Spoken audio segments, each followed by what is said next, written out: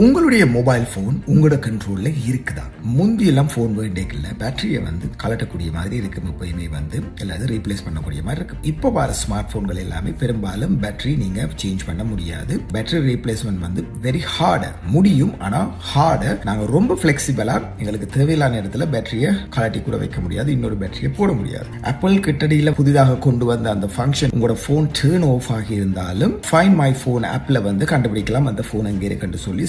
அந்த விடயங்கள்ல எங்களுக்கு பிரியோசனமாக இருந்தாலும் இன்னொரு விஷயம் என்னன்னு சொல்றா, 24 மணித்தியாலமும் உங்களோட கண்ட்ரோல்ல உங்களோட போன் இல்லைன்னு தான் நான் சொல்லுவேன். சோ இந்த போன் உங்களை எப்பயும் ஆக்டிவிட்டியை ட்ராக் பண்ணி கொண்டே இருக்குது. சோ அதை நிப்பாடுறதுக்கான எந்த வழியும் இல்ல. பேட்டரி ஃபுல்லா ட்ரெயின் ஆனா மட்டுமே தான் உங்களோட போன் உங்களோட கண்ட்ரோல்ல இருக்கும். இப்ப சோ இதை நன்கு கவனிச்சு பாருங்க. ஸ்மார்ட் போன் கம்பெனிஸ்களுக்கு நாங்க எங்களோட டீட்டாவை கொடுத்து கொண்டே இருக்கிறோம். ஈவன் நாங்க போனை டர்ன் ஆஃப் பண்ணிட்டோம் என்று நாங்க நினைத்தாலும் உள்ளால சர்வரோட கனெக்ட் பண்ணப்பட்டு கொண்டுதான் இருக்கின்றது. ஸ்மார்ட் போன் எங்களை ஸ்பை பண்ணுதா?